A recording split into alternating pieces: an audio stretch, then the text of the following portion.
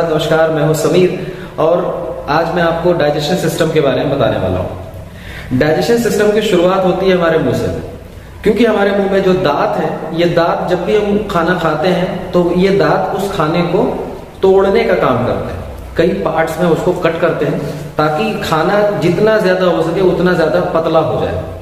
जिस वक्त ये काम चल रहा होता है उसी टाइम पे हमारे सलाइवरी ग्लैंड्स भी मिलकर काम करते हैं और ये लार बनाते हैं, लार ग्रंथि लार बनाती है। और ये जो लार है ये उस खाने में मिक्सअप हो जाती है ताकि वो इजीली आपके गले से उतर के, यानी कि जो ये गला है यहाँ पर होती है आपकी फूड पाइप, खाने की नली, जो कि आपके मुंह से लेकर आपके पेट तक जुड़ी हुई है। अब ये जो नली है, ये इस नली से होते हुए खाना जो है वो उस लार में मिक्स हो चुका खाना आपके पेट में जाता है।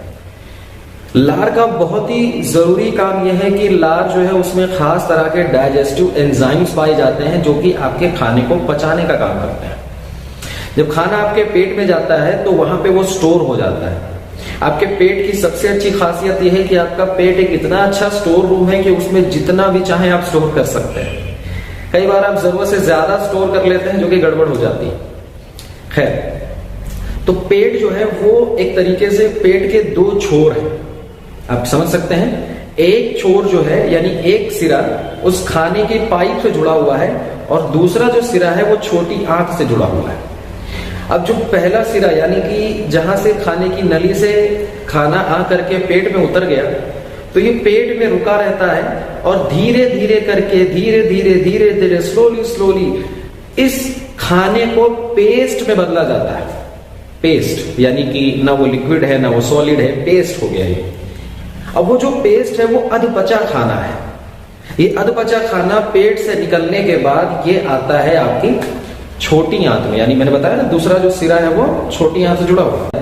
तो छोटी आंत तुरंत सिग्नल भेजती है आपका पित्त की थैली और आपका पैंक्रियाज एक्टिव हो जाता है। अब पित्त की थैली पित्त भेज देती है उसमें और पैंक्रियाज जो है वो डाइजेस्टिव एंजाइम्स भेज देता है उसमें। दोनों मिल करके छोटी आंत में जाते हैं और जा करके क्या करते हैं, खाने को पूरी तरीके से डाइजेस्ट कर देते हैं। जो आपका अधपचा खाना पेट से आया था वो छोटी आंत में आकर के डाइजेस्ट हो गया। अब जब छोटी आंत में ये पूरी तरह डाइजेस्ट हो जाता है तो क्या काम पूरा हो गया? अभी काम पूरा नहीं हुआ। छोटी आंत में आने के बाद में उसमें से जो मेन पोषण होता है, अब छोटी आंत उस पोषण को निकालती है। ये सबसे इंपॉर्टेंट काम है, इसे समझिए। आपकी छोटी आंत में बहुत ही बारीक बारीक बाल होते हैं। इन बालों के अंदर बहुत ही बारीक बारीक नसें होती हैं।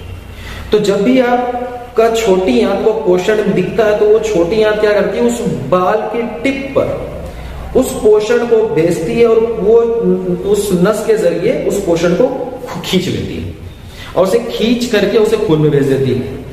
तो इस तरीके से सारा का सारा पोषण जो है वो एक एक करके आपके खून में चला जाता है। पोषण आपके खून में चला जाता है, बचता है गंदगी, वेस्ट।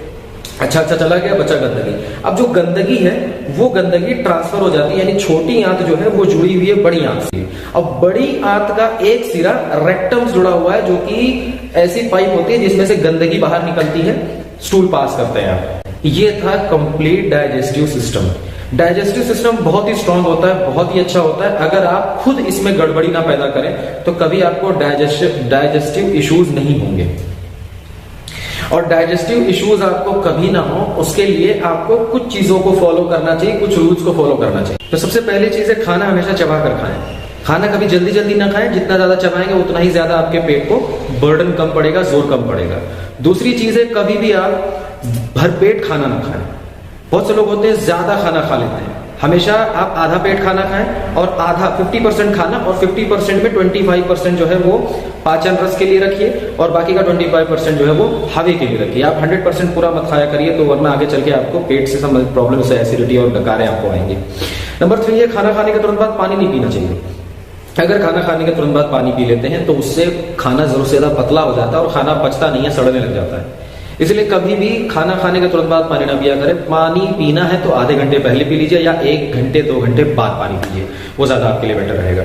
टिप नंबर 4 है, हमेशा गीला खाना खाएं, कभी सूखा खाना ना खाएं। गीला खाना जिसमें वाटर कंटेंट ज्यादा होता है, सब्जियां, आप उन चीजों को ना खाएं जो कि बहुत सूखी होती है, उन चीजों आप ना खाएं।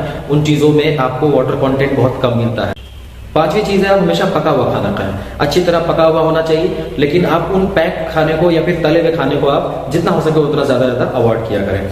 उसके बाद नेक्स्ट टिप ये है कि आप कभी भी स्टूल पास करते समय जोर न लगाया करें।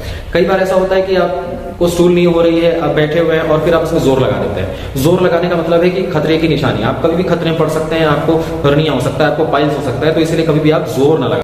सबसे इंपॉर्टेंट चीज, हमेशा पेट का टेम्परेचर आप मेंटेन करके रखें। कभी पेट को ओवर ठंडा ना करें। आप ध्यान रखें, ठंडी चीज से आप दूर रहें।